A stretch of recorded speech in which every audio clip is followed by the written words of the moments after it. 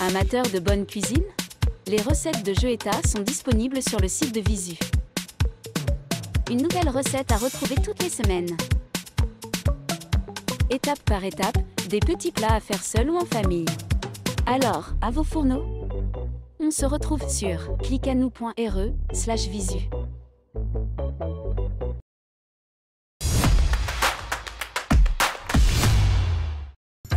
Le talk vous est présenté par Réunion Accueil Formation. Ensemble, nous mettons votre avenir en sécurité.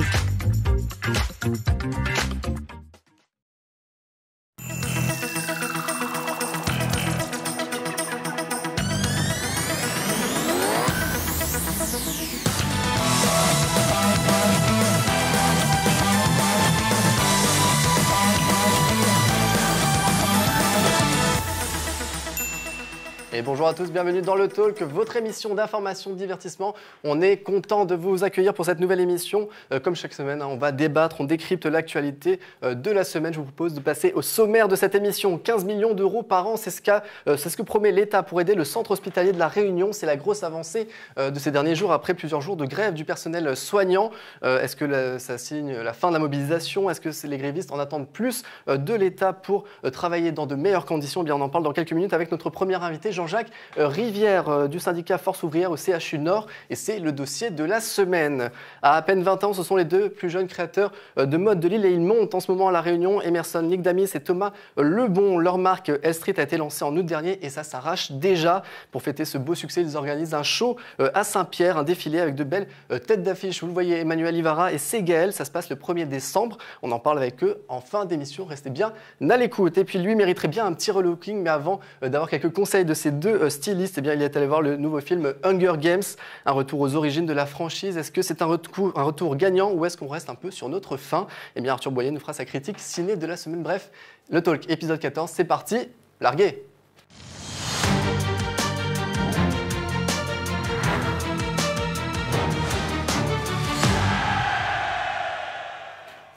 Et allez, on est parti pour cette nouvelle émission avec la bande de chroniqueurs du Talk. Vous les connaissez, on va commencer par Lolo Pays, Laurent Brou, notre spécialiste emploi. Comment ça va cette semaine? Je fais bien, très bien, chaudement. Je sens que l'été est bien rentré sur le plateau aussi. En même temps que les litchis, très chers. Et donc voilà. Ouais, alors pour vous dire, c'est vrai qu'en ce moment c'est un peu compliqué en termes d'énergie sur la Réunion. Le EDF qui a demandé à restreindre un peu la consommation. Et on va faire attention ici en tout cas pour pas qu'il y ait trop de coupures. Tu vas me parler d'un sujet brûlant d'ailleurs un peu qu'on a entendu un peu sur d'autres médias aussi. C'est la filière canne. Voilà, on en parlera dans Ça passe à casse. Est-ce que ça peut s'arrêter? Est-ce que ça doit s'arrêter? On en parlera dans quelques minutes. Mika, le sport, on va parler de swimrun. Je connaissais même pas. C'est quoi? On va parler de tout ça tout à l'heure. Chaudement en cette fin d'année avec les compétitions qui s'enchaînent, les grands rendez-vous. Donc, c'est chaud en fin d'année et c'est plutôt pas mal. Il y a une pause estivale ou pas pour le sport? Non. Si, allez, on va dire une petite pause à la fin, là, pour bien recharger les batteries. Fin d'année, fêter la Noël, la nouvelle année, et puis après, ça redémarre en février, et puis c'est reparti. C'est sur les sports d'hiver à La Réunion, tu vois. En décembre, c'est vrai que il va mollo. Ça dépend des sports. Il y a des sports qui sont basés sur le modèle national, où ça part sur l'année scolaire, et d'autres sports qui sont sur l'année civile, quoi. Donc, ça dépend. J'espère que vous avez bien noté. Là, on a eu le droit à une dissertation sur la pause estivale du sport à La Réunion par rapport à la métropole. Merci beaucoup, Mika, en tout cas, pour ton expertise. Bruna, qui est tout de blanc vêtu, qui est très jolie. Parce que je vais te parler de la fête du lait, c'est pour ça que tu... Non, je n'avais pas pensé forcément à ça, mais oui, je vais vous parler d'un événement qui aura lieu ce week-end à Plaine des Cafres. Et je pense que c'est un événement à ne pas manquer. Super, j'espère que vous aimez le lait, parce que là, on a une très belle vidéo, un très bon plan qui va arriver. Et Arthur, voilà, qui a été voir Hunger Games, les jeux de la faim. Belle surprise. Est-ce qu'on reste sur la fin? Non, ou pas? je ne suis pas resté sur ma fin, enfin si, j'en veux plus. Mais non, c'était très cool. J'ai bien aimé. Bon, très bien, tu me diras ça d'ici la deuxième partie d'émission. Alors les amis, on va commencer justement par l'image de la semaine, et c'est d'ailleurs Arthur qui s'y colle avec... T'as pas été voir de film de super-héros, mais tu vas nous parler d'une super-héros. Ouais, super-héros local. Alors, on connaît tous la très célèbre photo du Tankman, où un homme bloque une colonne de chars qui allait réprimander des manifestants en 1989. Eh bien, j'ai trouvé l'aviation pays. J'ai appelé... Pourquoi tu chuchotes comme ça? Je ne sais pas, parce que j'ai peur des retombées politiques. Eh bien, j'ai trouvé l'aviation pays, CHU Woman. Alors, c'était vendredi dernier. Vendredi dernier, la maire de Saint-Denis, Erika Barej, est venue apporter son soutien aux employés du CHU en grève. Et alors que les manifestants essayaient de rejoindre leur quartier général, les forces de l'ordre les en ont empêchés pour pas qu'ils rejoignent le boulevard Sud. Et c'est là, sorti de nulle part, qu'a débarqué CHU Woman. Et elle s'est interposée entre les forces de l'ordre et les manifestants pour exprimer sa colère. Et suite à ça, ils ont pu passer.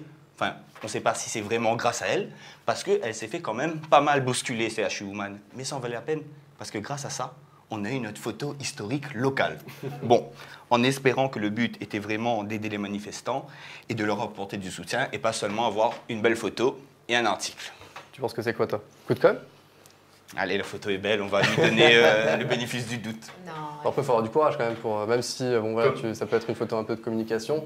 Bon, tu es quand même au milieu des... Même s'il ne va rien t'arriver par rapport aux forces de l'ordre, mais par exemple, les manifestants, tu n'es jamais à l'abri qu'il se passe quelque chose. Après, il faut quand même rappeler qu'en 2017, quand elle était ministre des Outre-mer, elle s'était quand même battue, elle avait obtenu une aide exceptionnelle de 14 millions d'euros. Donc, on peut se dire qu'elle a toujours été plus ou moins dans ce combat, que c'est quelque chose qui lui tient à cœur. Donc, on va dire que je suis...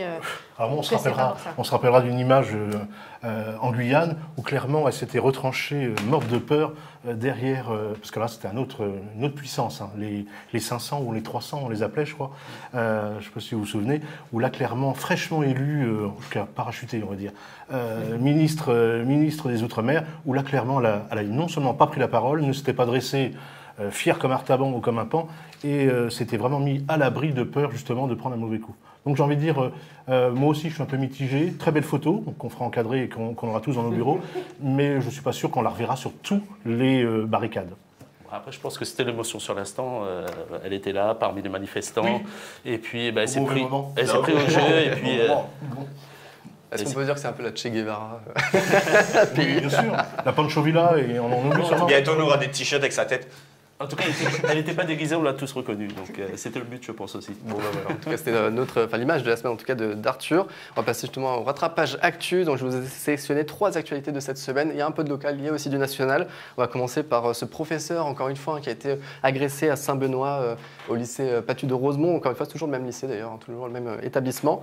Et donc là, les syndicats des professeurs ont envoyé un communiqué directement au rectorat en dénonçant effectivement cette agression et en demandant comment un professeur menant une mission de service public peut-il subir ces actes de violence sur son lieu de travail? Qu'est-ce qui pousse un élève à agresser son professeur? Effectivement, c'est encore la question qu'on peut se poser. Alors, il parle du manque de moyens et qui... En fait, c'est un cercle vicieux où du coup il y a un manque de moyens et du coup les élèves et les profs aussi décrochent l'un l'autre sur leur... alors les professeurs sur leur mission d'éducation et les élèves du décrochage scolaire. Rapidement, qu'est-ce que vous en pensez? Nouvelle agression, est-ce qu'on peut en sortir? Qu'est-ce qu'on peut faire pour éviter ça? C'est pas un communiqué de presse qui va changer la donne. Ouais. On ne peut pas dire que le manque de moyens, c'est pour ça que les élèves agressent les professeurs. C'est juste l'éducation actuelle, la société actuelle qui part en vrille. Quand tu dis manque de moyens, c'est manque de personnel. Du coup, tu te retrouves avec 30 élèves et tu peux pas t'occuper correctement de chaque. Et du coup, il y en a qui décrochent et machin. C'est ce les formations de professeurs devraient être plus centrées sur la pédagogie. Parce que moi, franchement, j'ai rencontré plein de mauvais professeurs. Je dirais pas qu'ils mériteraient d'être tapés, mais je veux dire que... Non, c'est que les professeurs, même de le concours, c'est plus sur les connaissances, etc. Alors que ça devrait être plus sur la pédagogie, comment dialoguer avec l'élève. Mais attends, à la base, c'est quoi le métier d'un professeur? Excuse-moi, quand tu es prof d'histoire, tu apprends l'histoire par A plus B, tu arrives en 6e, tu te dis les Romains, c'est les gentils. Du coup, il faudrait plus se canaliser sur le côté pédagogique parce que les connaissances, ils ont fait des années d'université. Et quand ils arrivent dans le parcours. De transmettre sa connaissance. Bah oui, mais justement, de façon pédagogique, parce qu'il y a plein de profs qui ne sont pas pédagogiques, qui sont très bons, oui, mais ils ne sont pas pédagogiques. Mais c'est pas parce que ça te plaît pas que tu vas frapper le prof, quoi. Non, mais bien sûr, mais je veux dire, si par exemple demain, ils auraient plus ce côté pédagogique, ils arriveraient peut-être à désamorcer certaines situations, etc. Il y aurait moins de cas comme ça. Non, mais moi je dirais que... Moi, je dirais plus que quand il y a un cas comme ça, il faudrait que le prof aussi mette une bonne mine, peut-être. Que ça calme tout le monde après. Si le directeur reçoit les parents qui vont lui faire beaucoup de boules, et puis tout le monde se bagarre dans l'école. Non, pour revenir sur la pédago, ils l'ont les profs. Ils l'ont pour la plupart, parce qu'ils vont transmettre et enseigner par cette voie pédagogique. Maintenant, tu prends l'enfant et tu vas le voir. Alors lui, c'est pas qu'il manque de pédago, c'est qu'il manque d'éducation. Tout s'arrête là. Non, mais justement, l'école aussi est là pour des L'école fois est pas là pour combler. éduquer. Bah, Ouh des là fois, là. c'est- Non, non, Alors non. les parents font quoi? Non, c'est le rôle des parents. Après, il n'y a pas que l'éducation, ça dépend ce qu'il a pris aussi, qu'est-ce qu'il a fait avant. Bien sûr. Si ça prend l'éducation, Bien s'ils se sûr. droguent avant d'aller à l'école, c'est que l'éducation n'est pas terrible. Maintenant, c'est compliqué avec les jeunes. Bon, très bien. Bon, en tout cas, on va passer aussi à la deuxième actualité. Donc, ça, c'était une actualité assez dramatique ici à Saint-Benoît. Autre actualité, ça, on en avait déjà un peu parlé, c'est le voyage d'Anne Hidalgo en Polynésie, qui il y a encore un feuilleton dans cette série. Une association anticorruption donc porte plainte contre X pour en fait démêler le vrai du faux, savoir ce qui s'est passé vraiment en Polynésie. Pourquoi Anne Hidalgo est partie du coup à Tahiti. Alors officiellement, c'était pour visiter les infrastructures des JO 2024, mais on sait très bien maintenant qu'elle n'y est pas allée, qu'elle n'a pas été visitée. Et pire, alors elle était avec son conjoint aussi. Alors il y avait une équipe bien sûr de la mairie, hein, mais elle était aussi avec son conjoint et ils ont profité tous les deux pour rendre visite à leur fille qui vit sur une île proche de Tahiti. Est-ce que là on est vraiment sur un gros... Est-ce que ça mérite ça? Est-ce qu'on est sur un scandale politique parce qu'elle ne devait pas y Bah, aller ou le machin problème, c'est que si on met pas la lumière sur les petits trucs comme ça, parce qu'il y a eu déjà pire, il y a déjà eu pire, mais il faut mettre justement, dès qu'ils abusent un peu, il faut mettre la lumière dessus, transparence Mais totale. est-ce que tu crois pas qu'il faut faire de la pédagogie en fait avec Anne Non, Hidalgo? Et du coup, lui non, expliquer non. gentiment que Ils sont en déjà fait, partis à l'école. Non, il faut être transparent sur tout, c'est l'argent public.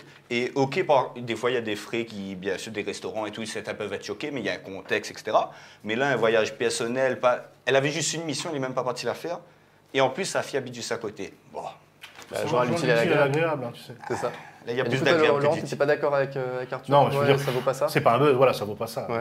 Je veux dire, Le voyage d'Hidalgo, on va en parler, elle sera rentrée depuis 6 mois. Je veux dire, il y a un moment, on va peut-être passer à autre chose. Est-ce qu'il y a un acharnement sur Anne Hidalgo? Là, elle dit, voilà, c'est parce que Je pense que je me fais harceler depuis 10 ans. la reine depuis du que je suis élu. BTP, à savoir du BTP parisien, Hidalgo, elle l'a un peu cherché. C'est vrai qu'aujourd'hui, que ce soit les humoristes, que ce soit même certains politiques qui ne l'aiment pas, mais enfin, je veux dire, chanteurs, personnes VIP, c'est vrai qu'Hidalgo, elle s'en prend tous les jours, quasiment.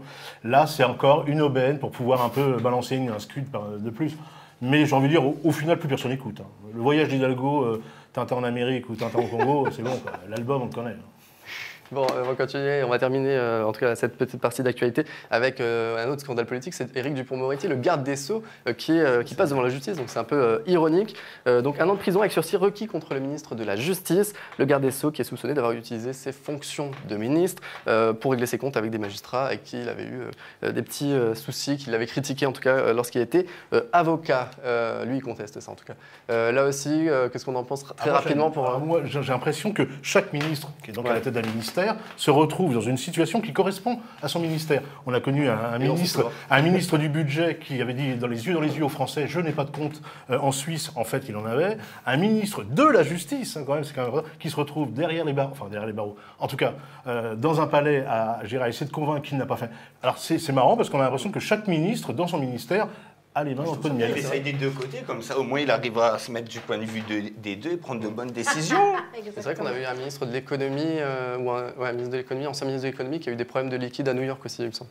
Ouais. Donc c'était bien dans son Ministre du logement qui certainement devait avoir des appartements qui n'utilisaient pas des fonctions professionnelles, et ainsi de suite.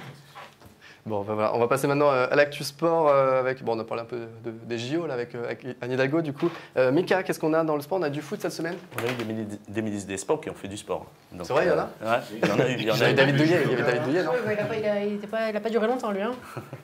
On a eu Marie-Georges Buffet qui était une grande athlète. Ouais.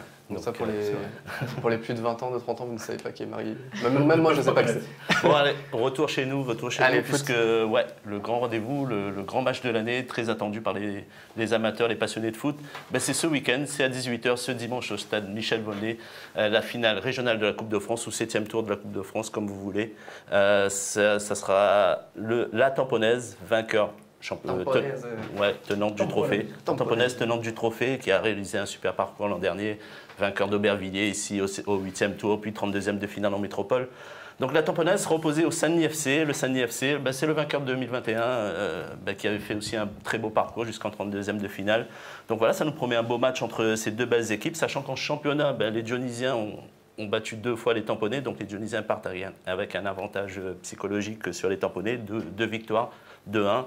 Et ce match, c'est aussi le duel attendu aussi entre les 2 grands buteurs de notre championnat, Mamoudou Diallo côté dionysien et puis Jean-Michel Fontaine côté tamponné.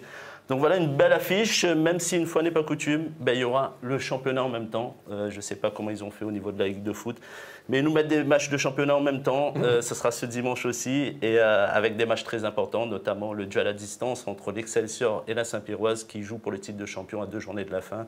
Donc voilà, les Tangos de Saint-Joseph seront du côté des Léopards à Saint-André.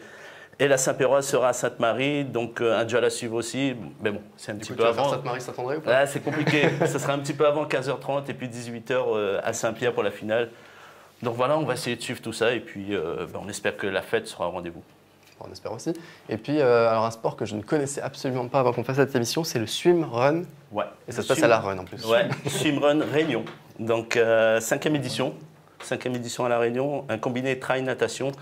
Alors, une course de deux. C'est deux concurrents, de Saint-Paul à Saint-Leu. Donc, à la découverte des plus beaux sentiers de l'Ouest et aussi des plus beaux lagons. Des plus beaux lagons, puisque ça nage en mer. Donc, 5 courses au programme ce week-end. Dans le lagon. Dans le lagon, plutôt, excusez-moi. 5 courses au programme, dont les 3 principales dimanche à partir de 6h. La longue 24 km de trail et 5 km de natation, juste pour vous dire ça. Vous attendez l'été pour faire ça? Bah ouais. Ok. C'est le moment où les grands sportifs, enfin les grands athlètes, les plus grands champions sont disponibles aussi, parce qu'il y a les championnats du monde juste avant, et justement on aura le duo franco-suédois Hugo Tormento et Max Andersson, qui sont ni plus ni moins que les doubles champions du monde en titre de swimrun, donc qui seront là chez nous. Il y aura aussi William Evans qui est vice-champion du monde de swimrun 2022. Il y aura encore du beau monde. Et puis aussi une présence exceptionnelle, ce sera Joanne Defay, notre surfeuse, celle qui représentera la Réunion mais aussi la France aux Jeux Olympiques à Paris 2024. Donc voilà, elle fera équipe avec son compagnon Simon Paillard au sein de la team JS Surfing. Donc voilà, il y en aura pour tout le monde, pour les petits, parce qu'il y a une course pour les petits, pour la famille, et puis pour les plus initiés. Donc voilà, c'est ce week-end du côté de Saint-Paul, l'Ouest, Saint-Leu. Donc ça va être sympa aussi. Donc si vous êtes dans le coin, comme Laurent qui est souvent là-bas pour faire trompette, c'est l'occasion. Et d'autres pieds en éventail sur la plage, tu pourrais aller voir ça. Je sais pas. Il y a l'apéro à la plage. C'est bon. Et lui, c'est comme ça qu'il fait du swimrun. J'ai vu parmi les lots, il y a un t-shirt, un sandwich et une bière. Donc c'est plutôt pas mal. On va commencer par ça. Ils sont généreux. Un t-shirt, un sandwich. Thibaut pensait que le swimrun était une discipline sportive. C'est un ensemble, tu as vu, il t'expliquait.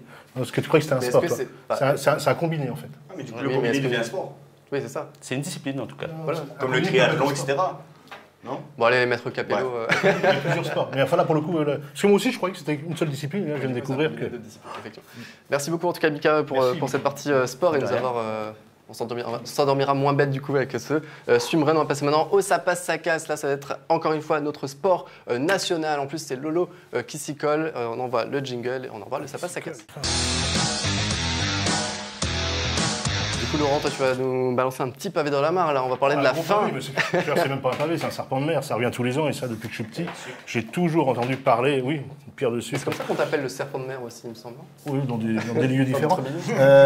Comme ça s'appelle voilà, la campagne sucrière bat son plein comme d'habitude avec cette fois-ci un nouvel adjectif, calamiteuse. La campagne sera calamiteuse. 2023, cette campagne sera-t-elle calamiteuse? Le sucre à La Réunion, on est sur une terre de rhum, une terre de sucre, bien sûr, on sait depuis maintenant des décennies, on cultive, sauf que bien sûr c'est hyper subventionné. On sait aujourd'hui qu'à travers cette filière, il y a énormément de difficultés. Les petits planteurs eux-mêmes le disent, ils ont de moins en moins, je dirais, de retour sur investissement. Ils achètent des véhicules, des engrais qui coûtent terriblement cher. Et clairement, on pourrait vraiment se poser la question sans tirer sur eux, parce que c'est pas eux la cible. À la tête de tout ça, il y a Tereos qui lui touche énormément d'argent. Il faut savoir que chaque campagne égale subvention européenne. La question qu'on pourrait se poser tout simplement, est-ce que clairement... Est-ce qu'on peut se passer aujourd'hui de la filière canne à La Réunion? Certains ont dit que c'était un pilier, mais moi je la pose cette question à mes chers collègues. La filière canne à La Réunion, peut-on s'en passer? Est-ce qu'on doit continuer? Ça passe ou ça casse? La fin de la filière, est-ce que ça passe, ça casse? Ça casse pour Arthur, ça casse pour Bruna. Laurent va être tout seul cette fois. Et ça casse pour Mika, et du coup ça passe pour toi. En un mot, enfin rapidement, mais pour toi, Laurent, pourquoi pour toi ça mériterait que ça s'arrête? Oui. Tu as commencé à donner un élément, mais Pourquoi à ce point on Moi, pourrait je ne rentre pas dans complètement l'aspect sentimental, culturel, Ouais. ancestral et tout ce qu'on veut, bien sûr. Je peux comprendre. C'est qu'aujourd'hui, il faut avancer. C'est clair que l'année prochaine, ça sera 45 millions de subventions. Un gros producteur qui, lui, a investi déjà au Brésil, a investi dans des pays où la manœuvre est nettement moins chère, où les superficies sont 10 fois, 100 fois plus grandes. Est-ce que clairement, aujourd'hui, la Réunion, on va continuer longtemps à avancer sur... J'ai envie de dire, parce que certains cultivateurs, s'ils ne se levaient pas, ça ne changerait rien. Ça ne changerait plus rien. S'ils ne se levaient pas et ne faisaient pas la culture, ça ne changerait plus rien. Vous êtes d'accord avec ça, Bruna? Non, pas vraiment, parce que la canne à Réunion, c'est quand même 14 000 emplois, directs et indirects confondus. Il faut savoir que la canne a été du coup importée, il a fait son apparition à la Réunion en 1663, donc ça fait vraiment partie de l'histoire de la Réunion. L'enlever, ce serait comme si la Réunion perdait son histoire. Alors, la canne actuelle, la culture de la canne actuelle, il faudrait la changer, ça c'est sûr, parce qu'ils ne peuvent pas continuer comme ça. Ils sont subventionnés à hauteur de 130 millions d'euros par an. C'est énorme quand on sait que la filière bovine a beaucoup moins et qu'elle rapporte beaucoup plus. Quand on sait que les pauvres planteurs, eux, cultivent c'est à peu près 23 000 hectares à La Réunion et qui gagnent à peine, enfin, je crois qu'ils sont payés 15 euros la tonne, un truc comme ça. Enfin, c'est dérisoire quand on sait la pénibilité de ce travail, quand on sait... Et surtout, il faut savoir que quand tu amènes ta canne, tout n'est pas sélectionné non plus. Tout n'est pas en fonction de la sélectionné. qualité. Donc, tu vois, je pense que tu as au moins 50% ou peut-être un peu, je ne connais pas Ça exactement, dépend des fois, mais oui. tu C'est peux ça, avoir, s'il y a une mauvaise année, tu peux te retrouver avec Parce qu'il y a pas grand-chose. il y a les conditions météorologiques qui jouent, ils sont dépendants de ça, ils sont dépendants du manque de manœuvre parce que c'est très très compliqué. Il y a beaucoup d'aspects. La filière canne comme elle est actuellement ne peut pas continuer à survivre ainsi parce que c'est trop pénible et ils ne gagnent pas suffisamment. Donc il faudrait l'améliorer, il faudrait peut-être mettre plus, mécaniser la production peut-être, et faire peut-être en sorte qu'ils puissent récolter beaucoup plus rapidement. Alors comment? Ça c'est le point d'interrogation, mais il faudrait que ça puisse pousser plus rapidement pour qu'ils puissent développer. Je ne sais pas. Oui, par exemple, mais... tu vois, rien que Mécaniser, c'est pas possible, on pourrait prendre ça. sur l'environnement, par exemple, tu vois, avant, je sais qu'on cultivait aussi dans l'Ouest et avec la chaleur, du coup maintenant c'est plus dans l'Ouest et même dans l'Est. Mais même aujourd'hui, tu vois, il y a des problèmes de maladies, tout ça dans l'Est. Chaque année, il y a des soucis et avec la sécheresse aussi parce que du coup dans les sols, tu n'as pas assez d'eau. Enfin, ok, il y a une culture, on peut mécaniser déjà avec 130 millions d'euros de subventions par an. Est-ce qu'on n'aurait pas déjà pu mécaniser, mais est-ce que c'est viable sur le long terme, cette culture-là, ici, sur cette île, alors qu'il y a un réchauffement climatique qui tue les plantes? Elle pourra pas s'arrêter parce qu'on a besoin de la canne. On a besoin de la canne rien que pour Ça contenir les naturellement. terres, parce que grâce à la canne, ça prévient certaines inondations, on a besoin de cette canne sur nos terres, quoi qu'il Et arrive. même au-delà de ça, 22 hectares, ça représente 52% de la superficie 22 000 agricole. hectares.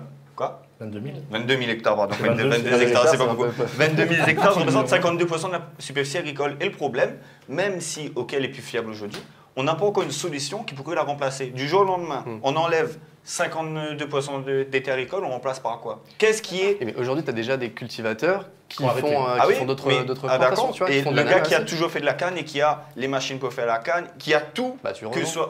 Ah, tu revends, à qui? À qui? À Parce qu'il y en a qui? plus. Ça ira Il y a plus. les- Et même les 18 000, les 14 000 emplois, il y a des gars qui ont toujours travaillé dans la canne, ils se reconvertissent dans quoi? Les usines de bois rouge, elles se transforment en quoi? C'est ce qu'ils attendent. 10%, C'est ce qu'ils attendent, ça fait 10% du besoin annuel d'électricité est fait par la canne, la bagasse, etc. Oui, bah, là, en ce moment. Du coup, si demain, ces 10%-là, il faudra les remplacer. Il faudra acheter du charbon, Déjà qu'on a déjà du mal, déjà que EDF nous coupe, hein, merci. ces 10% de canne, à un moment, demain, comme tu dis, enlève le côté sentimental, etc. Demain, la remplacer, ok, mais par quoi? Si on remplace par quelque chose qui n'est pas viable, qui en plus ça fait perdre des emplois, etc., du riz, mais le temps de mettre ça en place, ça ne va pas se faire du jour au lendemain. Du coup, la filière canne, elle doit encore exister pendant un certain nombre de temps jusqu'à temps de trouver une solution pour la remplacer. Mika, on t'a pas entendu encore sur la question. Oui, bien sûr. Après, oui, on dit que ouais, le côté tradition, tout ça, c'est important, c'est la Réunion, la canne à sucre, ça a toujours Il faut existé. qu'ils bouffent, les gens. Ils ne bouffent pas avec la tradition. Oui, mais c'est des travailleurs qui ont toujours fait ça, qui ont toujours fait ça, ils ont toujours été là, c'est des travailleurs. Tout à l'heure, j'entendais Laurent dire que s'ils ne se réveillaient pas, ils n'allaient pas travailler. C'était Non, pareil. c'est pas ça. Je dis, aujourd'hui, quand tu es sur une activité qui est autant subventionnée, tu as perdu ta valeur travail. C'est eux-mêmes qui le disent. Les petits cultivateurs, tu sais ce qu'ils disent? On a honte d'aller au champ le matin parce qu'on sait que qu'on y aille ou pas, il y a déjà de l'argent qui est tombé dans les caisses de Tereos. Ça veut dire quoi? Ça veut dire que tu as une activité qui n'est même pas valorisée par ton travail. Ça, c'est important. Mais tout à l'heure, tu Ils n'ont disais... plus le même regard qu'il y a 10 ans. Oui, je suis d'accord avec toi, mais tout à l'heure, tu disais oui, Tereos qui semblait plein les poches et tout, mais ça va tomber sur qui? Ça va tomber sur qui à la fin? Tereos va toujours s'en sortir. C'est à cause de quoi? C'est à cause de la filière canne. Ils vont produire autre chose. Mais tandis que le petit agriculteur, il ne fera plus rien. Ce qu'on est en train de dire là, c'est une utopie, parce que tout le monde défend son carré, là je veux bien. Mais vous savez qui c'est qui aura le dernier mot? Quand Tereos, qui a déjà investi au Brésil, qui a déjà investi en Afrique, il va dire la Réunion, je commence à en avoir plein de dos, de leur grève, de leur ceci, de leur cela, on arrête parce que finalement ce que je gagne c'est peanuts. Ben, les gens qui disent nous on veut continuer, avec qui? Il faudra peut-être justement remplacer Tereos et mettre une association c'est plutôt que locale. Alors là, je te pose la même question. Par quoi? Par contre, par les plus faire, on disait de moderniser le secteur, de créer une association, enfin, je ne connais pas le terme exact, mais une association entre les producteurs eux-mêmes, une coopérative. Même par exemple, je voyais que, j'ai plus la liste, mais combien de produits dépendent du sucre de canne de la Réunion, que ce soit dans le rhum, les gâteaux, tout. Tous ces acteurs-là qui sont concernés par le sucre, ils créeraient une coopérative ensemble pour gérer le sucre de la Réunion, parce qu'il y a 80% du sucre qui est pour la Réunion. Du coup, tu exportes toujours un petit peu. Et grâce à cette coopérative de tous les acteurs qui dépendent du sucre, tu remplaces tes doses. Après, bien sûr, je ne pourrais pas te dire comment, mais quitte à moderniser le truc, il faudrait faire ça alors. Et puis dépendre de Tereos qui, justement, ils s'en foutent des petits trucs, il les subventionne, etc. Là, c'est du business. Hein. Bah oui. C'est pas là très rapidement pour terminer ce débat, puisqu'après, il faut qu'on avance aussi dans l'émission. En amont, du coup, est-ce que la filière doit s'arrêter en amont? Non. Non, oui. Non, elle doit évoluer. Évoluer, Mika? Améliorer le modèle. Laurent, toi, moi, clairement, oui. Je veux dire, on coupe les machines. On coupe les machines, exactement. Bon, bah, très bien. En tout cas, n'hésitez pas à dire ce que vous en pensez en commentaire aussi, soit des extraits, soit du replay de l'émission sur YouTube. En tout cas, votre avis nous intéresse forcément. On va passer ensemble à la suite de l'émission. On envoie une petite page de publicité. Dans un instant, on recevra Jean-Jacques Rivière du syndicat Force ouvrière du CHU. On va parler de cette grève illimitée qui continue encore aujourd'hui. On en parle dans un instant. Après la pub, à tout de suite.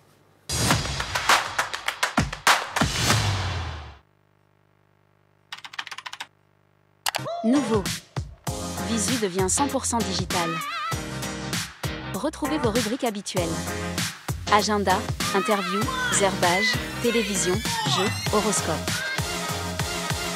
Vous retrouverez aussi votre programme télé.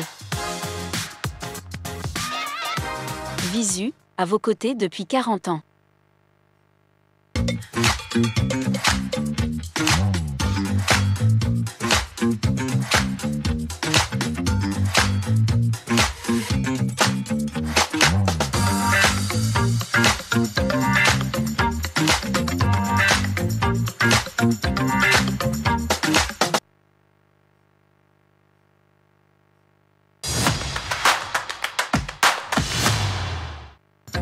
Retrouvez le talk avec Réunion Accueil Formation. Ensemble, nous mettons votre avenir en sécurité.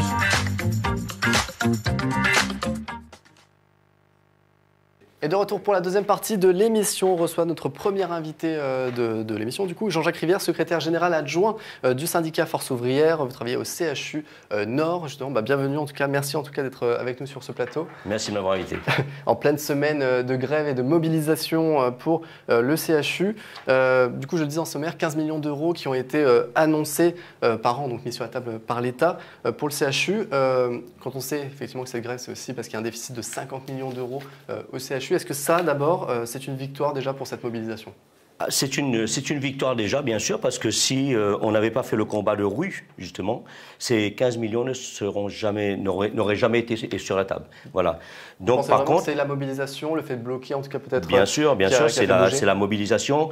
Pas de blocage, parce qu'on n'aime pas parler de blocage, hein, donc on n'a pas bloqué, mais par contre, oui, c'est la mobilisation qui a fait que on a pu avoir justement ces 15 millions. Oui. Il y a eu quelques bouchons quand même bien en sûr, début de semaine. Bien sûr, il y a eu quelques bouchons bien sûr, en début de semaine parce qu'on a commencé à distribuer les tracts et puis bien sûr, il fallait prendre le temps d'expliquer au personnel le pourquoi du comment, hein, qu'est-ce qui allait arriver aussi au personnel.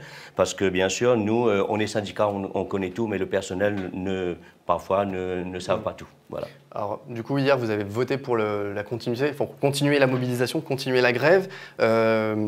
Ça suffisait pas, ça, ces 15 millions mis sur la table, Voilà, il faut encore plus pour vous, selon vous. Alors, en fait, hier, on a pris la décision avec l'intersyndicale, justement, de continuer justement le mouvement de grève. Par contre, on suspend pour l'instant les actions. Juste parce que, bien sûr, les 15 millions ne suffit pas, parce qu'on est en déficit de 50 millions. Les 15 millions, ça va être, bien sûr, bienvenu à partir de janvier 2024. Mais pour l'instant, nous, on veut des réponses concrètes là pour, justement, que le personnel puisse avoir des conditions de travail et que, jusqu'à la fin de l'année, que le personnel puisse travailler dans des bonnes conditions. Bruna, tu as une question? Combien de jours a duré votre blocage? Alors, on a commencé le 9. Donc le 9, on a fait une distribution de tracts. Ça a commencé à faire un petit peu de bouchons sur la route, hein, bien sûr. Combien de jours concrètement? Comment? Combien de jours? 2 jours de blocage. Donc en 2 jours de blocage, vous avez réussi... 2 jours de distribution de tracts. Voilà. Vous avez réussi à obtenir 15 millions. Oui. Pourquoi arrêter le blocage si vous avez réussi en 2 jours à obtenir 15 millions? Blocage, voilà. Alors, petit bazar sur la route, dirons-nous. Alors, pourquoi continuer? Pourquoi arrêter, justement? Pourquoi ça a mis tant de pression et que ça a donné 15 millions d'euros bien sûr, par an. parce qu'on estime que 15 millions, ce n'est pas suffisant. C'est ça ma question, si c'est pas suffisant, pourquoi ne pas continuer, justement? Oui, alors justement, on ne dit pas qu'on arrête la grève. Donc, les piquets de grève sont toujours sur place. Hein, donc, nous, on n'arrête pas la grève. On attend justement, par le biais du tract qu'on a distribué ce matin, que M. Calange puisse nous répondre et nous donner un rendez-vous pour discuter des 3 points bloquants, justement, qui restent sur le... Alors, c'est quoi ces 3 points bloquants pour qu'on comprenne bien, pour que les téléspectateurs comprennent bien? Justement, j'ai amené... Et la feuille. J'ai amené le tract, hein, justement, donc, qui représente bien le tract de ce matin. Donc, nous, les 3 points bloquants, donc, en fait, c'est la révision du projet social, parce qu'il y a déjà un projet social qui est mis en place jusqu'à là pour 2024. Ça dit quoi? Pour que tout le monde comprenne bien, le projet social, donc en fin de compte, rapidement. voilà, le projet social, c'est de discuter dans des instances avec les directeurs, avec l'intersyndicale, bien sûr, et directeur, pour que justement on puisse demander au directeur de mettre de réviser le plan social pour qu'il y ait plus de stagiairisation faite. Parce qu'il y a 32% de contractuels à l'hôpital qui ont déjà plus de 4 ans, 5 ans, voire même 6 ans, et qui ne sont pas stagiairisés encore, qui ne sont pas titularisés. Donc nous, l'accompagnement du plan du projet social, titulariser les contractuels. Voilà, on demande justement que M. Calange puisse prendre des décisions pour titulariser plus de personnes, bien sûr. D'accord. Voilà. Mais du coup, ça, par exemple, à part un statut, effectivement, de les impliquer, de les intégrer totalement dans l'hôpital, ces personnes-là, on va dire, elles travaillent déjà au sein de l'hôpital. Bien sûr. Il n'y a pas un ajout de personnel, par exemple. En termes de personnel, aujourd'hui, ça suffit là à l'hôpital? Pas du tout. Alors, en termes de personnel, justement, il nous faudrait, d'après le calcul, il nous faudrait à peu près 9 voire 10 millions pour rien que, justement, remettre du personnel à niveau, pour pouvoir faire du bon travail, pour pouvoir justement, pour que les malades aussi, que les patients soient bien traités aussi. C'est quoi aujourd'hui le quotidien au CHU, que ce soit aux urgences, mais dans d'autres services, pour vraiment alors, parce qu'on parle de 50 millions de déficit, mais ça, on va dire c'est abstrait, 50 millions, ça pourrait être 100 millions, ça pourrait être 20 millions, mais concrètement, là, aujourd'hui, sur le terrain, c'est quoi? Si on ne peut plus accueillir convenablement aux urgences, on déplace des opérations parce que le médecin est occupé sur d'autres choses, comment ça se passe? Alors, bien sûr, ce qui se passe sur le terrain, donc nous, syndicats, les syndicats, tous les syndicats confondus, on reçoit tous les jours des agents qui viennent nous voir, parfois même en pleurant, parce que leurs conditions de travail ne leur permettent plus d'avoir vraiment une qualité de vie au travail. D'accord? Et c'est tous les jours, en fait, les agents qui reçoivent des cadres qui les appellent pour leur demander de venir remplacer parce que les congés maladie ne sont plus remplacés. Les congés maternité ne sont plus remplacés. Il y a, par exemple, dans un service, il y a 3 congés maternité. Il y a 1 congé maternité qui est remplacé sur les 3. Donc, imaginez-vous, 2 personnes de moins dans une équipe, ça fait des bras en moins pour travailler. Il y a beaucoup de burn-out ici à La Réunion du personnel soignant. Bien sûr, beaucoup de burn-out. Et il y a aussi beaucoup de personnel qui font aussi des déclarations auprès de notre médecine de travail parce qu'ils n'en peuvent plus. Moi, je vous dis clairement, le personnel est maltraité, quoi. Voilà. J'ai été à l'hôpital du coup il y a 2 jours de ça parce que j'ai dû y aller parce que j'avais un petit souci et j'ai eu un souci à la jambe et le médecin me disait, j'avais une radio à faire, une écho à faire et il me disait qu'il ne pouvait pas me la faire parce qu'il n'y avait pas de médecin spécialisé sur place pour me faire cette radio-là parce que l'année d'avant 6 étaient partis, avaient quitté le CHU et qu'il fallait que j'aille en ville pour éventuellement avoir cette échographie-là. Donc c'est-à-dire qu'à l'hôpital, je n'ai pas pu, dans ce service-là, avoir l'échographie parce que le médecin, il n'y avait pas de médecin disponible parce qu'ils étaient déjà tous partis. Bien sûr. Alors là, c'est un problème très récurrent, hein, de toute façon, parce qu'il y a même, là, ce que vous dites, là, c'est vraiment, ça retraduit à ce que je vais vous dire. Il y a des services qui ferment à l'hôpital, d'accord? Par exemple, comme le Grand Brûlé. Le Grand Brûlé a fermé de moitié de service, d'accord? Il y a toujours le Grand Brûlé à l'hôpital, bien sûr, pour dire que le Grand Brûlé existe. Mais par contre, réellement, eh ben, il n'y a plus de place au grand brûlé. Aujourd'hui, si on a un grand brûlé, si on a un petit brûlé qui va rentrer, qui va être traité à l'hôpital. Par contre, si on a un grand brûlé, ça veut dire que là, on va l'envoyer en métropole et ce grand brûlé va prendre l'avion pour aller en métropole. S'il y avait l'argent, il y aurait possibilité de recruter des gens. Est-ce que là, il y a sur le territoire, en tout cas, assez d'infirmiers, d'aides-soignants, de docteurs? Bien sûr. Si le budget était là, on pourrait.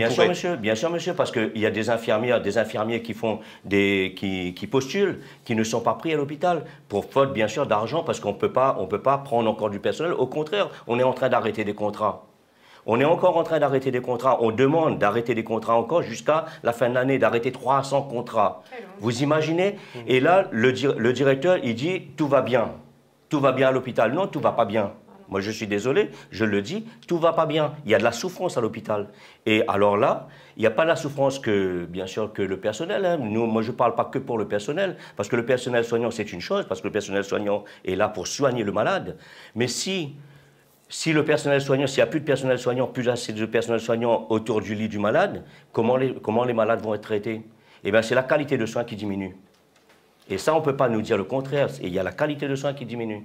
Dernière question pour terminer, Laurent. Oui, juste une question. Rapidement.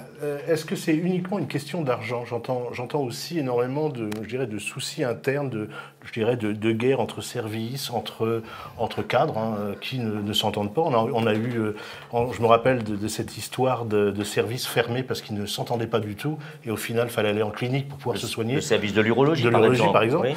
Est-ce qu'aujourd'hui, l'argent va être le bon pansement, si j'ose utiliser ces propos, pour régler tous les problèmes et tous les maux de l'hôpital? Monsieur, aujourd'hui, si le budget était là, si l'État avait accompagné correctement l'hôpital, on n'en serait pas là. Parce que s'il y a du personnel, il y a du travail, le travail est fait comme il faut. Exactement. Et là, justement, quand il n'y a pas de personnel, même les médecins ne viennent plus. Pourquoi? Est-ce qu'il y a des publications de postes pour les médecins? Ça, on n'en sait rien. On nous dit qu'il y a des publications, mais les médecins ne viennent pas. Mais est-ce que c'est vrai? Ça, non, on ne sait pas. C'est la direction qui décide, c'est la direction qui fait. Mais aujourd'hui, nous, notre combat est au-delà de ça. Notre combat est vraiment pour le personnel soignant qui doivent normalement aujourd'hui retrouver leur qualité de vie au travail et les conditions de travail adéquates pour soigner justement le malade. Merci beaucoup en tout cas Jean-Jacques Rivière donc du CHU oui, et du syndicat Force Ouvrière en tout cas d'être venu sur le plateau pour nous expliquer tout ça, la réalité en fait du terrain au CHU. Je rappelle du coup que la grève a donc été reconduite, grève illimitée, donc pour l'instant pas d'action normalement pour l'instant pour boucher ou en tout cas encombrer un peu la route, mais en tout cas voilà, ils vont pas de blocage. Ce sera l'information de cette émission. Merci encore, on va vous laisser repartir en même temps, on va envoyer la minute d'Émilie Châtelet aujourd'hui qui s'est intéressée à un jeu de société qui fait polémique, c'est un rapport avec les requins, on ne vous en dit pas plus, regardez. La Ligue de surf réunionnaise demande le retrait du jeu Alerte aux requins dans toutes les enseignes de l'île. L'une d'entre elles vient déjà de le faire, je vous explique la polémique. Le but du jeu est simple. Saute sur ta planche et défie les vagues. Mais attention aux requins, sois le dernier survivant. Mais pour le président de la Ligue de surf réunionnaise, il est surtout inapproprié à La Réunion. Je vous rappelle qu'on est toujours frappé de l'arrêté préfectoral sur les interdictions d'activités nautiques et de baignade hors zone aménagée. Donc c'est bien qu'on est encore sur un risque requin. On trouve que ce sujet est complètement inapproprié et inadapté sur notre territoire. La Ligue a donc fait appel à un avocat pour retirer le jeu des Réunions, notamment à l'approche de Noël. Maître Olivier Géral a adressé une mise en demeure à la Grande Récré Réunion. Dans un communiqué, elle a annoncé ce mardi 14 novembre avoir retiré ce jeu de tous ses magasins. Nous comprenons le travail de la Ligue de surf sur le sujet sensible de la crise requin et ne souhaitons en aucun cas entraver celui-ci. La Ligue de surf réunionnaise espère maintenant que d'autres suivront, car d'autres enseignes sont impliquées, comme me l'a expliqué leur avocat. Il semblerait que l'ensemble des enseignes de jouets distribuent ce jeu-là, de même certainement que les grandes surfaces. Donc là, ça commence à faire du monde, et j'espère que tous ces acteurs économiques comprendront qu'il est nécessaire qu'on en parle, qu'il est nécessaire qu'on trouve une issue intelligente pour tout le monde, et non qu'elle tienne un raisonnement cynique à se dire Mais finalement, c'est magnifique, on parle de notre jeu, on va en vendre encore plus. Pour Didier Desrand, le célèbre défenseur des squales à La Réunion, la réaction de la Ligue de surf est disproportionnée à l'heure où la crise requin est terminée depuis 2019. Alors, coup de com' ou réel enjeu face au risque requin, dites-nous ce que vous en pensez en commentaire. Et bien, merci en tout cas, Émilie, pour cette minute intéressante. Bon, en tout cas, moi, je sais pas vous, mais moi, ça m'a donné encore plus envie d'acheter le jeu que, que de le boycotter. Bref, apparemment, il y a déjà, c'est ce que vous me disiez autour du plateau, il y a déjà des boutiques. Rayon, ouais, la Grande Récré, c'est ça qui a retiré. La Grande Récré qui l'a retiré, je crois. Okay. Bon. Qu'est-ce qu'on peut citer comme autre marque pour pas d'autres. Jouet Club. Jouet Club. Star Jouet. Allez. Ça n'existe pas? C'est Star Jouet ici. Star Jouet. Ouais. Bon, on va parler d'une autre star, Arthur Boyer, qui est sur ce plateau, qui va nous faire sa critique. Ciné de la semaine, le film Hunger Games, mais cette fois, c'est les origines, le retour de la franchise. On en parle dans un instant, c'est Arthur fait son cinéma. Jingle.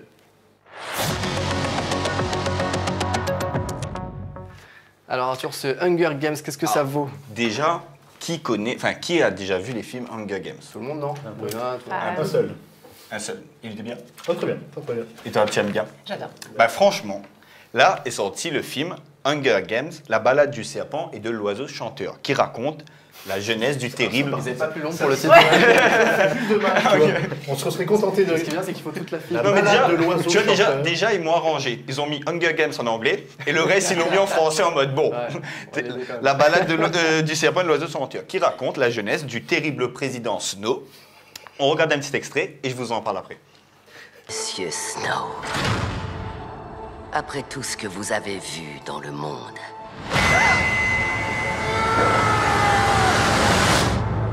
dites-nous à quoi servent les Hunger Games. Are you coming to the tree? Les jeux sont là pour punir les districts. Ces tribus n'ont pas le choix. Votre rôle est de transformer ces enfants en bêtes de scène, pas en survivants. Alors, dans le film, on est 60 ans avant les Hunger Games de Katniss Everdeen. Et on suit le jeune président Snow qui va devenir le mentor d'une Lucy Gray qui va représenter le 12e district pour les 10e Hunger Games. Alors, honnêtement, j'attendais pas du tout ce film-là parce que je crois même pas que j'ai vu les derniers Hunger Games. Et en plus, souvent, les préquels d'une saga qui a marché, c'est nul. Et bien là, c'était une bonne surprise, j'ai passé un bon moment. Il y a eu un film, c'était un film rythmé, il dure 2h48 et je ne l'ai pas vu passer, non mais franchement, et il a un scénario solide qui nous place du point de vue des habitants du Capitole et on a presque de la compassion pour les organisateurs du jeu. Ils passent moins pour des méchants au final. Bah, en fait, tu comprends les raisons d'eux. C'est un peuple qui a été attaqué et en fait, ils se vengent des tribus qui les ont attaqués pour... Mais bon, j'en dis pas plus. Visuellement, le film est magnifique. Comparé au Marvel, là, les effets spéciaux sont juste parfaits.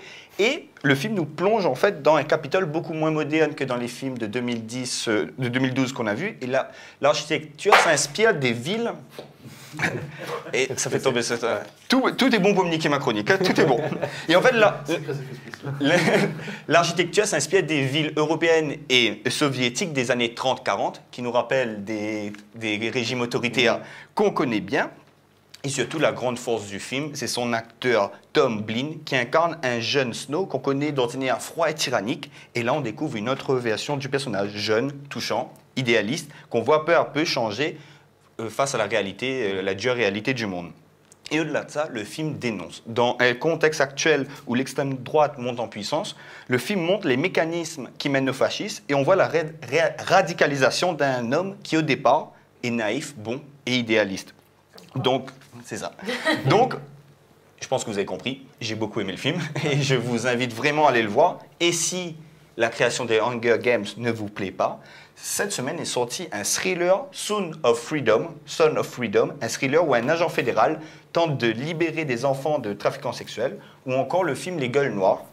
C'est un film dans les années 50 où les mineurs du nord de la France découvrent une mystérieuse crypte et réveillent quelque chose qui n'aurait pas dû être réveillé. Bon, ça vous a donné envie en tout cas d'aller voir Hunger Games ou pas? Laurent avec ta fille? Ouais, pas mal, ouais. Ah, peut-être pas avec Jade, non, mais enfin bon... Ça, tu dirais quoi? interdit, À partir de quel âge? En fait, je pense que c'est pas tant dans la violence, mais elle risquerait de s'ennuyer. C'est dans le sens où c'est vraiment un film mature, où les dialogues ont vraiment de l'importance. C'est visuel, mais il y a quand même l'importance du scénario et des messages qui passent dedans. Tu pas ennuyé, t'as tout compris. C'est bon, elle peut y aller alors. Par définition, tu emmener les enfants. Après 2h48, je crois qu'il me faut 3 nuits pour le voir. Mais justement, je suis parti à reculons et finalement, j'ai pas vu les heures Pour passer. les gueules noires, ça a l'air d'être vraiment pas mal. Ça, il a l'air vraiment bon. C'est intéressant. Puis par contre, t'as pas du tout parlé de Napoléon. Parce qu'il n'est pas encore sorti, très cher. Oui, non, mais je veux dire, il sort la semaine prochaine, c'est ça? J'irai le voir. Oui, non, mais je veux dire, dans l'énoncé, je m'attendais à ce que tu le mettes carrément je dirais, pour la semaine prochaine, ça. À suivre et à aller voir la semaine prochaine. Quoi. Ben non, les gens, ils ont qu'à regarder le talk chaque semaine. Et il faut savoir. Disons que voilà. Bon, on a parlé des gueules noires, en tout cas, on a la robe blanche là sur le plateau et ça tombe bien parce que c'est sa chronique maintenant, les bons plans de Bruna. Et on parlait de lait, de fête du lait. On envoie le jingle et c'est à elle.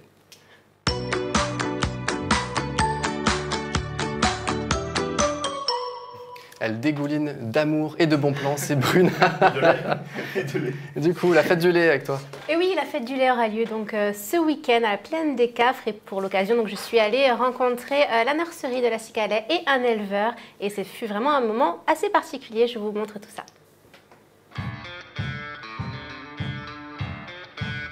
La fête du lait fait son grand retour. La Cicalais vous donne rendez-vous les 18 et 19 novembre prochains au Grand Kiosque à la Plaine des Cafres. Mais avant ça, laissez-moi vous montrer un petit aperçu de ce qui vous attend.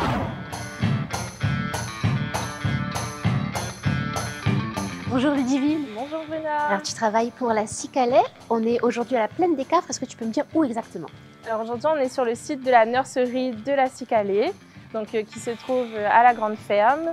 Donc bienvenue. Merci. Est-ce que tu peux m'expliquer un peu ce qui se passe ici? Ici, on reçoit donc les veaux femelles des éleveurs laitiers. À partir de 7 jours jusqu'à 5 mois, elles vont pouvoir avoir des soins, être nourries par l'équipe de la Cicalais. Alors, on souhaite ouvrir la nurserie au public lors de la fête du lait qui aura lieu le 18 et 19 novembre au Grand Kiosque à la Plaine des Cafres. Et donc du coup, en fait, on s'inscrit directement à la fête du lait, c'est bien ça? C'est ça, on arrive à la fête du lait, donc au stand d'information pour la visite à la nurserie. Donc toutes les heures, il y aura une visite guidée à réaliser. Et du coup, mis à part la visite de la nurserie, quel est le programme de la fête du lait? Qu'est-ce qu'on peut y retrouver? On va pouvoir retrouver la vente de lait pays. Cette année, notre thème, c'est 100% lait pays. Donc on aura le lait, on va dire, sous toutes ses formes, avec des dégustations de fromage de lait pays. Et on va avoir des ateliers culinaires pour pouvoir faire sa propre confiture au lait pays. Directement à la fête du lait, on pourra créer sa propre confiture? C'est ça. Alors le samedi, sur inscription, il y aura 2 ateliers, un le matin et un l'après-midi. Alors ça, tu m'as totalement donné envie. J'ai vraiment hâte d'y être. Quant à moi, j'ai 2-3 petites questions à poser à l'éleveur. Si ça te dit, on va faire un petit bout de chemin pour le rencontrer? Oui, on y va. Allez, c'est parti.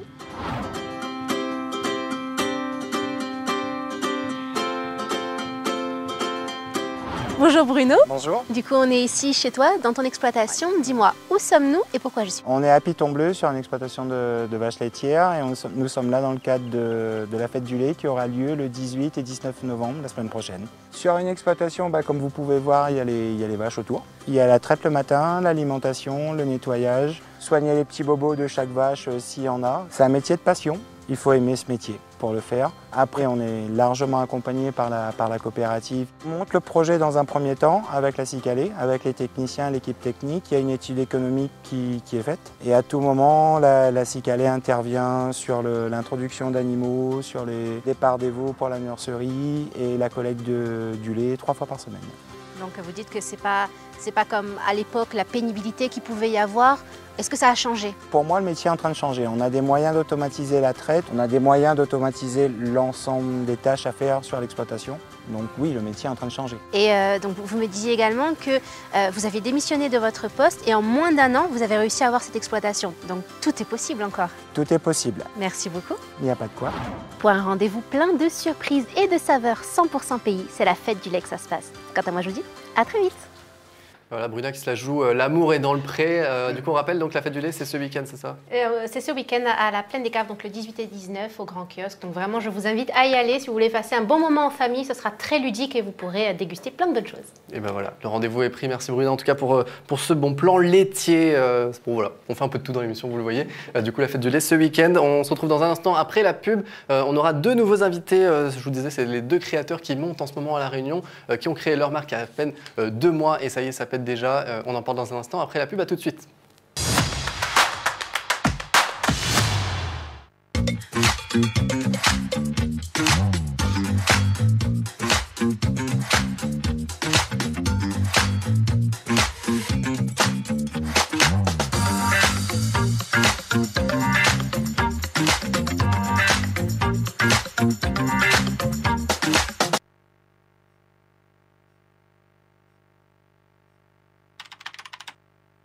Amateurs de bonne cuisine? Les recettes de Joëta sont disponibles sur le site de Visu. Une nouvelle recette à retrouver toutes les semaines. Étape par étape, des petits plats à faire seul ou en famille. Alors, à vos fourneaux? On se retrouve sur cliquanou.re/visu.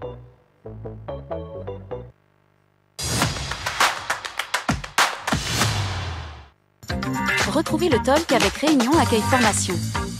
Ensemble, nous mettons votre avenir en sécurité.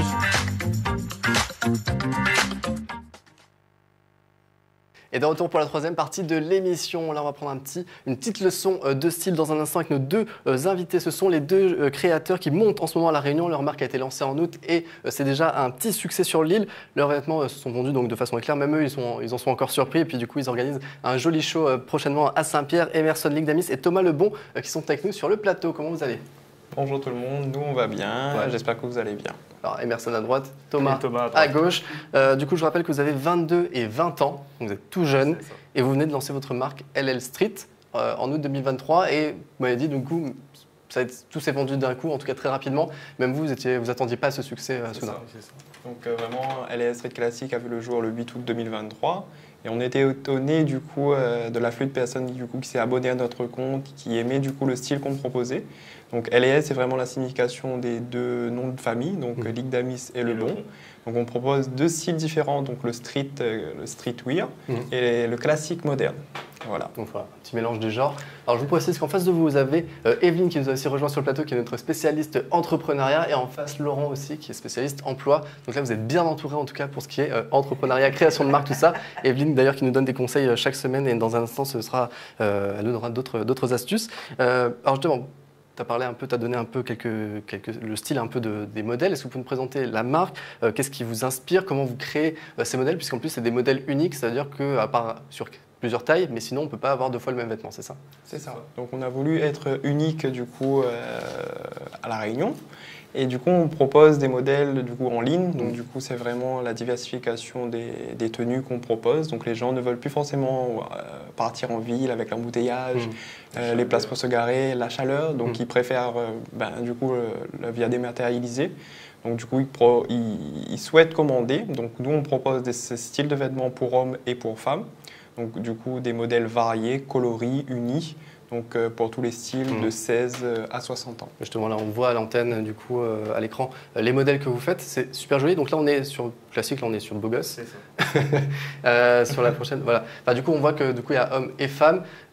Sur le côté urbain, en fait, du coup, l'idée, c'est quoi? C'est d'être vraiment sur des vêtements, on va dire, un peu luxe quand même, ou qui reste travailler votre habillé, on va dire. Ça peut pas, voilà. Le luxe. Voilà, ce que je veux dire, tu vois, classe, mais tu vois, pas. Nous, on aime bien aussi tout ce qui dit chill, tout ce qui dit été, surtout. Du coup, on est sur une île, comme je l'ai dit, il fait très chaud, donc on privilégie un petit peu les vêtements décontractés. Et justement, les matières aussi, j'imagine que vous travaillez pour que ce soit portable, justement, en ce moment. Les matières sont vraiment confortables, c'est tranquille à mettre, quoi. Et comment on peut arriver à... En fait, le concept, c'est côté diversifié. C'est-à-dire qu'en fait, jamais le même modèle. On est presque VIP, en fait, si on passe chez vous. On a quelque chose comme l'expression, le costard sur mesure. Est-ce que c'est possible de se dire qu'il y aura toujours la possibilité de créer, où il y a un moment, malheureusement, on va retomber un peu sur un style qu'on connaît déjà, une coupe qu'on connaît déjà, ou est-ce qu'on va évoluer une veste avec une manche, comme ça, au moins on sait qu'on est le seul à l'avoir. Enfin voilà, je veux dire, est-ce qu'il n'y a pas un moment où ça va bloquer ? Alors nous on essaye du coup de ne pas rester sur du coup un seul styliste, donc prochainement du coup on travaillera avec d'autres fournisseurs, donc c'est vraiment dans le but d'élargir du coup notre style et du coup voilà. Juste une dernière question, après ça tombe toi. Honnêtement, la SAP, c'est plus, je dirais aujourd'hui, hein, on le ressent, les garçons, les hommes, ou clairement c'est assez mix, les femmes sont toujours aussi toilettes, aussi élégantes. Franchement, les hommes commencent vraiment à s'intéresser à leur façon de s'habiller, une exigence vestimentaire un petit peu.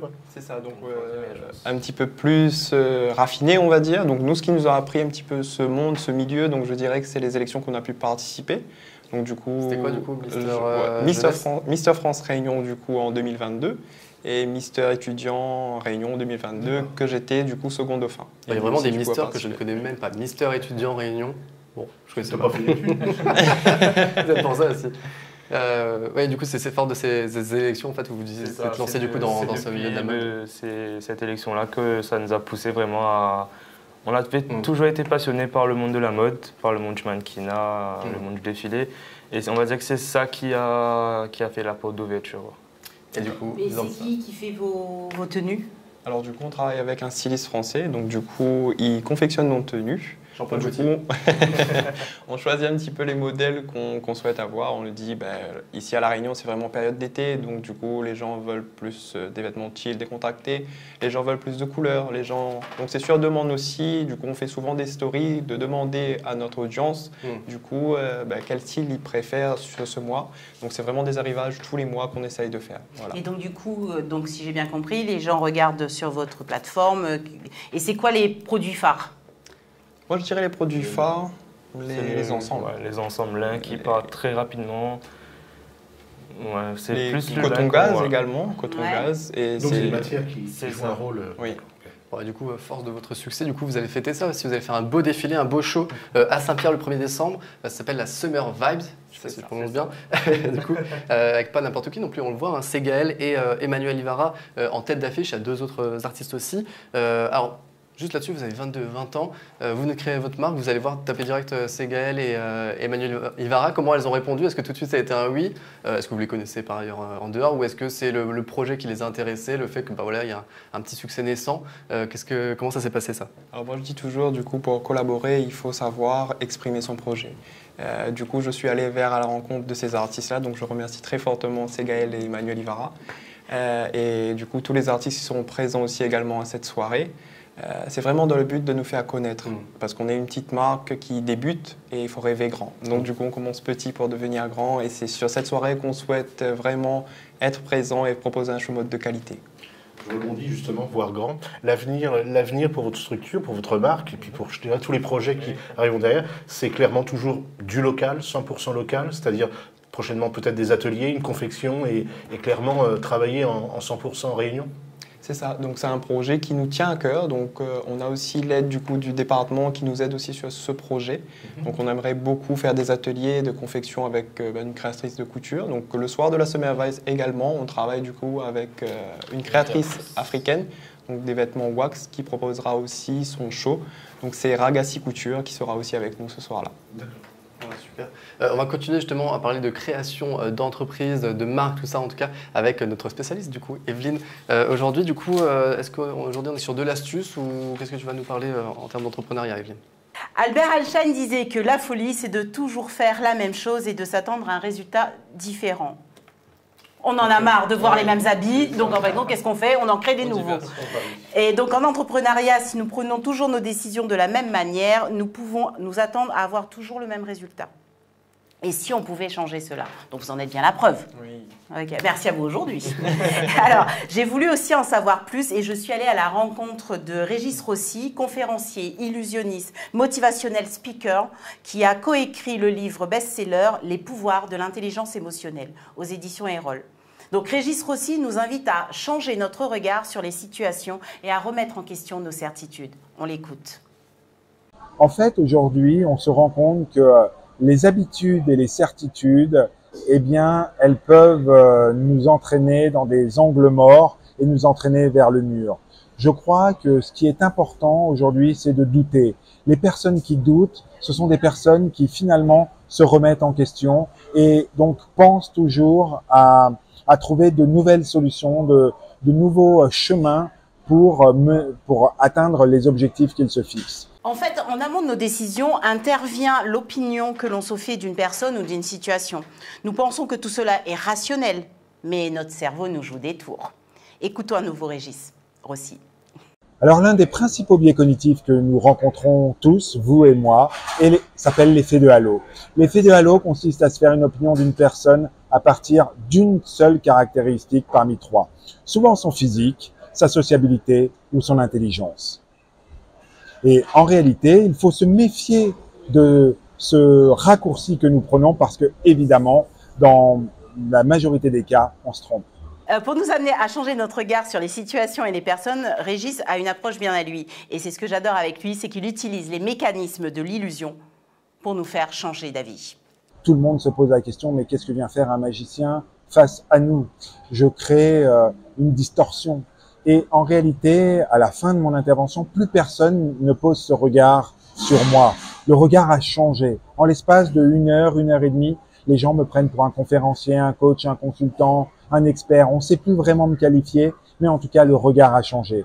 Ça veut dire que si le regard change sur moi en l'espace d'1 heure et demie, il peut également changer sur nous, sur nos habitudes, sur nos certitudes et dans notre quotidien personnel. Mon objectif est vraiment de faire en sorte que les gens se re-questionnent par rapport à ce qu'ils ressentent, par rapport à ce qu'ils vivent, par rapport à ce qu'ils entendent. Et donc pour conclure, la première impression n'est pas suffisante pour se faire une première impression et prendre une décision. Donc prenons le temps d'en savoir plus. C'est comme ne pas se fier à la couverture d'un livre. Il faut toujours lire le premier chapitre. Et ben voilà, merci Evelyne. En tout cas, vous voyez chaque semaine des conseils de professionnels pour en lancer un business. Justement, vous, à 22 et 20 ans, vous n'avez pas eu peur de vous lancer dans cette aventure, de créer une marque. On ne sait pas si ça va fonctionner. Voilà. Enfin, il y a beaucoup d'incertitudes. Vous y êtes allé serein ou beaucoup de questionnements quand même?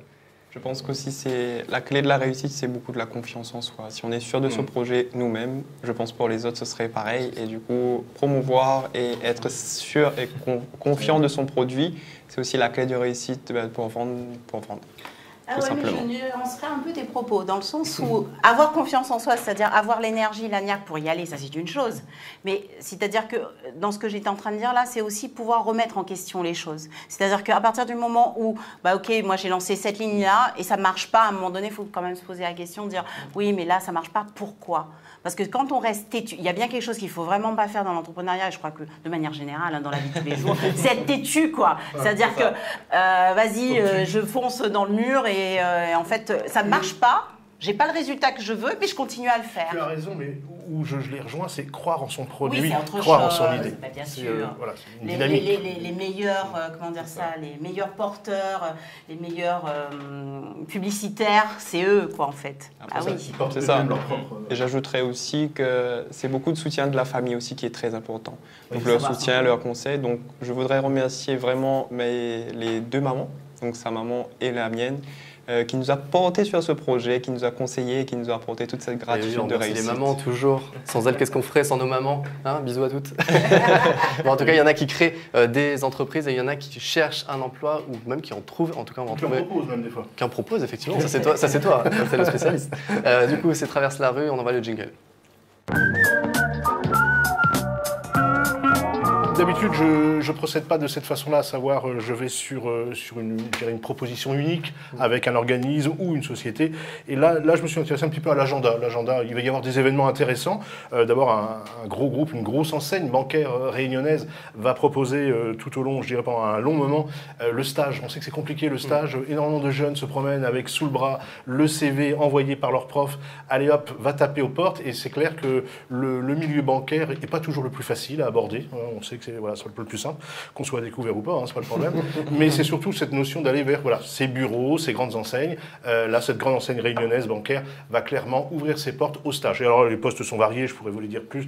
On va retrouver du conseillère assistante commerciale, du conseiller en centre relations clients, l'attaché de relations commerciales, l'assistant juridique, l'animateur, l'animatrice développement et performance junior, l'assistante chargée de qualité, et encore, et encore, et encore. Il y a énormément de besoins de stages. C'est pas bête parce qu'un stagiaire dans le milieu bancaire, quand il va comprendre, être bien reçu, bien tutoré, et surtout à valider un très bon stage, en général, c'est celui-ci qui va revenir sur cette fois-ci en contrat chez eux. Donc ça, c'est pour la partie stage. Deuxième événement qui est quand même très très intéressant, et on le sait que, comme ça s'appelle, il y a énormément, je dirais, de besoins pour les personnes malheureusement porteuses de handicap. Il va y avoir un événement dans le sud le 23 novembre très très intéressant, à savoir un recrutement de personnes porteuses de handicap, parce que c'est vrai que c'est pas toujours simple pour eux, mais c'est surtout que les structures doivent jouer le jeu, et là pour le coup elles seront là, elles seront présentes dans le sud. Vous verrez à l'écran justement l'information. Et puis on arrive en période de vacances, les centres de vacances, les centres aérés, les différents lieux où il y a un vrai besoin d'animateurs, de moniteurs sportifs, de moniteurs, comment on appelle ça, de centres aérés et de colonies de vacances.